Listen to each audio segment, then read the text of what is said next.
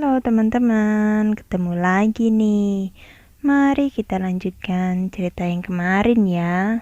Dan sebelum mendengarkan, tolong like, comment, subscribe, dan share. Jangan lupa tekan tombol loncengnya. Terima kasih. Dan Satrio memilih ikut denganku, sekadar menemaniku dan mendapat pengalaman baru yang tidak bisa dia lihat dan dia rasakan. Kami menunggu di dalam rumah ditemani kopi dan makanan yang disediakan istri Satrio. Aku menunggu cukup lama, sudah lewat jam 21, tapi tidak ada tanda kemunculan apapun. Di situ aku mulai khawatir, kenapa dan ada apa ini? Aku pasang indera untuk aku maksimalkan ke batas kepekaan maksimal yang saya bisa, tapi tetap saja energi yang aku rasakan hanya berasal dari penghuni lain sekitar. Mas Rizal tidak perlu khawatir, mungkin malam ini akan jadi penantian yang pantas untuk Mas Rizal. Aku merasa ada maksud baik dari 100 tahun ini dan mungkin hal itu tidak bisa dijelaskan selain dari penafsiran orang yang mengerti dari hidup Mas Rizal. Kata Satrio yang sepertinya tahu kenapa aku gelisah. Aku mengangguk dan mengerti maksud kalimat bijak yang dia katakan barusan. Aku ikut duduk dan tetap berusaha merasakan di mana posisi Sari. Sambil berbincang dengan Satrio.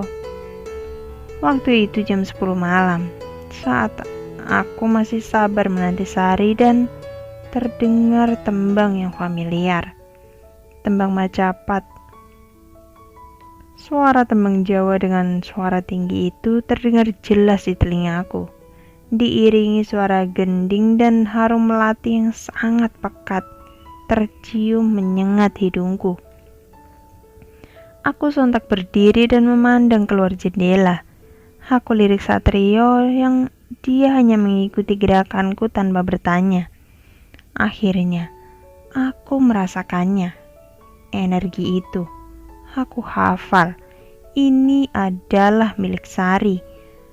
Aku keluar rumah dan masuk ke halaman. Aku jelas merasakan energinya. Tapi, Sari belum menampakkan diri. Tunggu, ada apa ini? Aku merasakan ada makhluk lain selain Sari. Ya, Sari tidak hanya sendiri. Aku rasakan 1, 2, 3, 4. Ada 4. Ada energi yang lebih besar dari Sari. Aku melirik ke belakang dan melihat Satrio yang muncul di depan pintu. Aku berikan syarat untuk dia jangan dekat dan tetap berada di rumah. Satrio yang paham lalu mundur dan mengamati saya dari balik jendela. Aku memutar badan dan mencari sosok itu. Di mana dia tidak ada. Aku takut jika 4 makhluk itu adalah jin yang pernah aku lawan. Apakah ini jebakan? Terbersit rasa tidak percaya.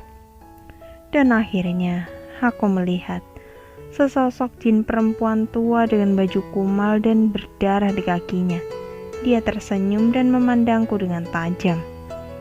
Kemudian muncul lagi sosok hantu laki-laki muda dengan penampilan luka menganga di dadanya yang seperti habis ditebas pedang. Sosok lain tidak lama kemudian muncul dengan wujud yang hampir sama dengan wajah yang sangat buruk.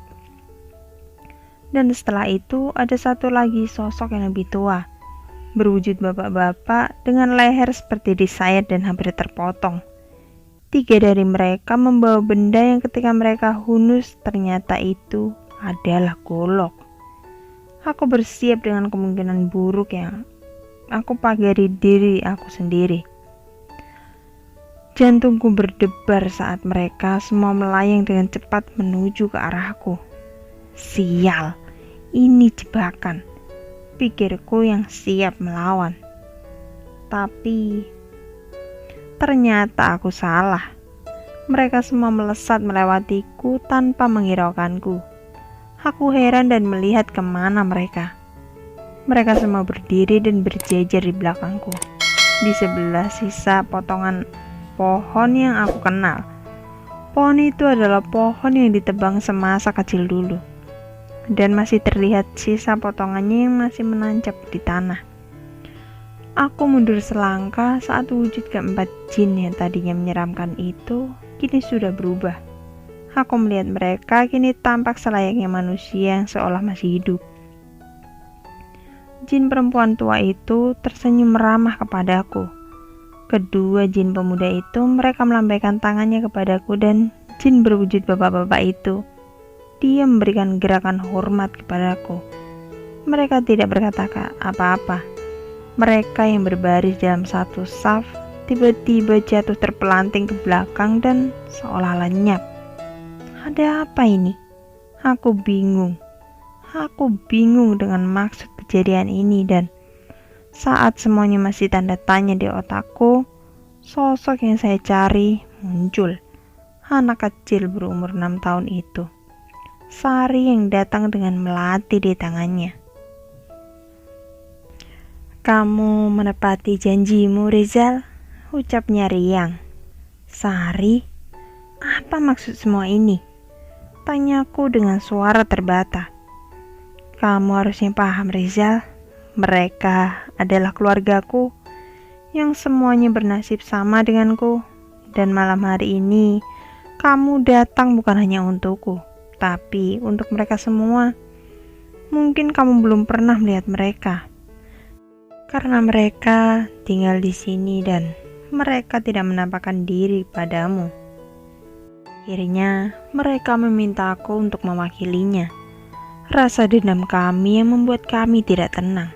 Rasa tidak senang kami terhadap manusia membuat kami tidak mau kembali ke alam kami. Tidak seperti ruh dari mereka yang sebenarnya mungkin sedang menikmati nikmat kubur. Karena mereka mati secara syahid. Tapi semua berubah saat aku mengenal Rizal kecil.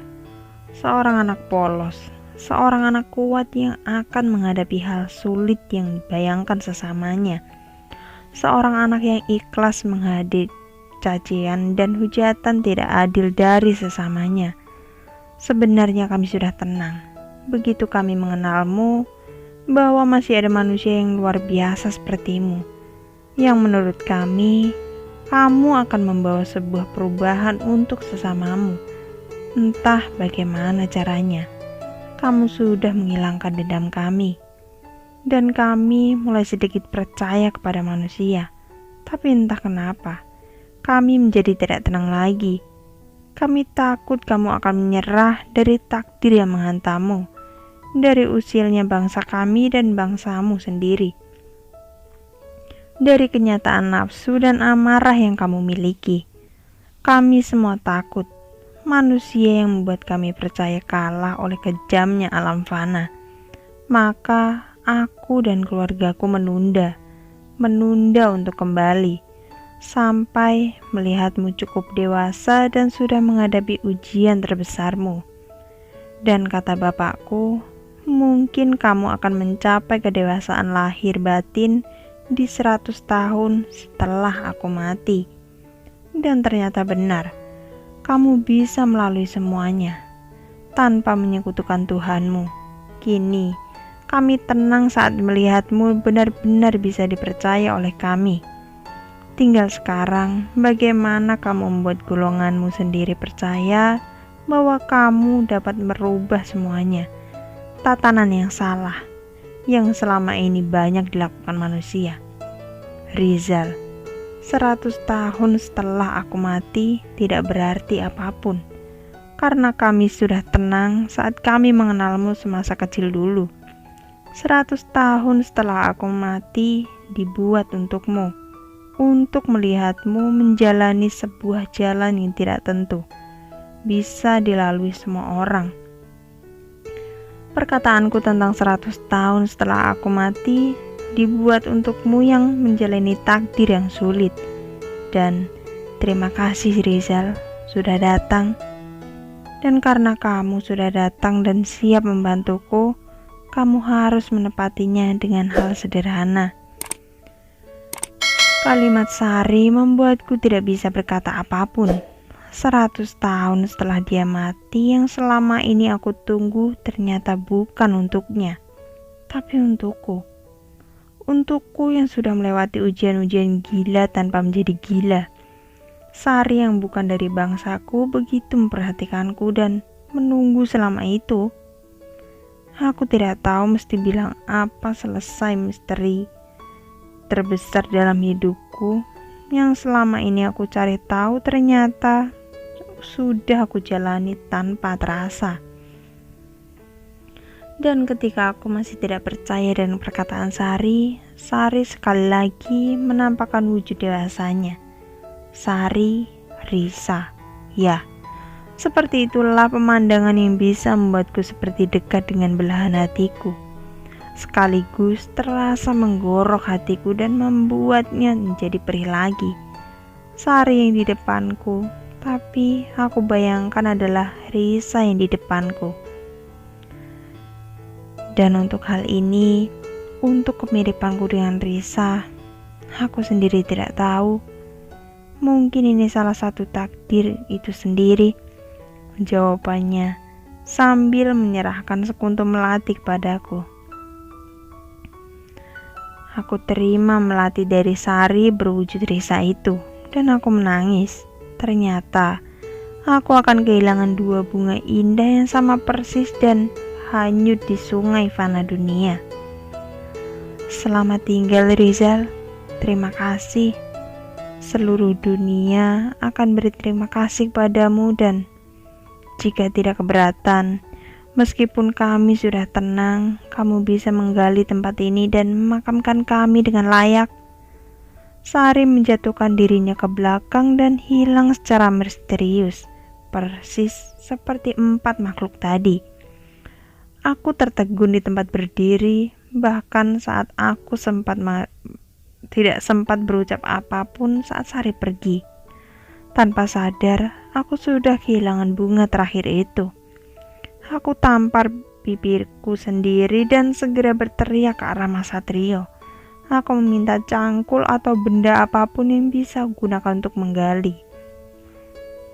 Malam itu, aku dan Satrio menggali tanah di sekitar potongan pohon yang sudah ditebang lebih dari 20 tahun itu. Akar dari pohon yang sudah tua ini jauh tertancap di tanah dan mempersulit kami menggali. Satrio terus menggali tanpa bertanya, sama sepertiku. Setelah cukup dalam menggali, akhirnya kami menemukan mereka. Tulang-tulang yang sudah terkubur tepat 100 tahun yang lalu. Kini mereka aku temukan. Aku dapat lihat sisa kain kafan yang belum hancur di komposisi tanah. Ada 5 dan benar, aku melihat sisa jasad yang terkecil. Saat aku dekati serpihan tulang yang sudah tidak saling menempel itu dan tidak terasa, setetes air mataku jatuh. Ini adalah Sari. Sari yang sudah percaya kepadaku dan sudah menunggu 100 tahun untuk hari ini. Hari pemakaman ini harusnya sudah jadi 100 tahun yang lalu. Aku meletakkan pusara di atas tanah yang menjadi persemayaman terakhir Sari beserta keluarganya. Nisan tanpa nama ini hanya digunakan sebagai petunjuk bahwa ada jasad di dalamnya. Pernah hidup keluarga pahlawan yang tidak tertulis di buku sejarah manapun. Aku menaburkan bunga dibantu Abimanyu yang ikut-ikutan dengan kegiatan bapaknya. Aku pandang anak yang kelak akan jadi jagoan ini sambil tersenyum. Suatu saat dia akan tahu, yang dimakamkan di sini adalah jasad dari tubuh manusia yang korinnya menjadi sahabat bapaknya. Aku menggenggam batu nisan di sebelahnya yang masih wangi dengan harum bunga yang baru saja aku taburkan. Di sini terkubur dengan damai keluarga dari Sari. Dan nisan di sampingnya memiliki nama yang terukir di sini dan abadi juga di hatiku. Di sini beristirahat dengan damai. Almarhumah Risa Ayuning Tias binti Hamzah Sarif Atmodjo. wanita luar biasa cantik, cerdas dan baik yang harus meninggalkan suaminya. Seorang yang menolongku dan menjadi impian dari trilogi hidupku, yang memberikanku cahaya saat gelap hati membelenggu.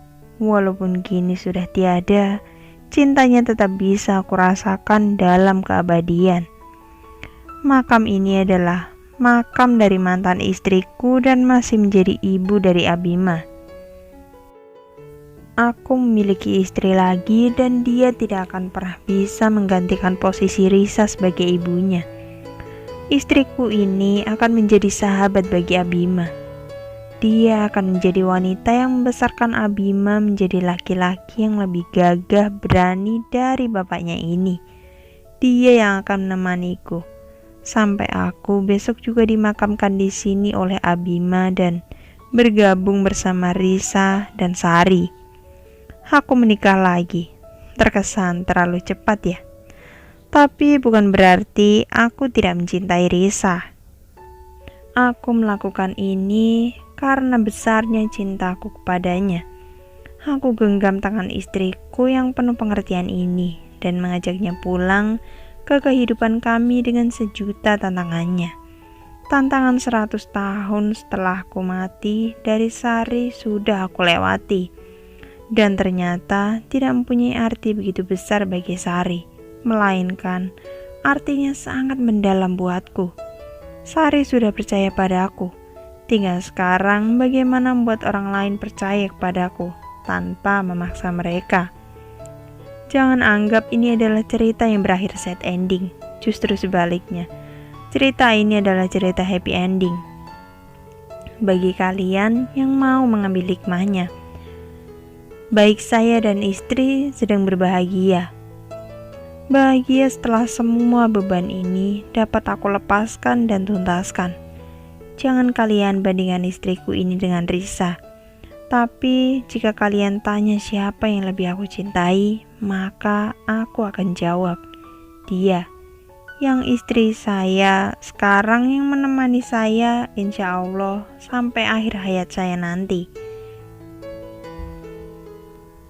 Selesai. Terima kasih teman-teman sudah menyimak sampai sejauh ini. Dan maaf jika ceritanya tidak begitu seram. Tapi saya berharap teman-teman dapat mengambil hikmah dari cerita yang saya bawakan ini.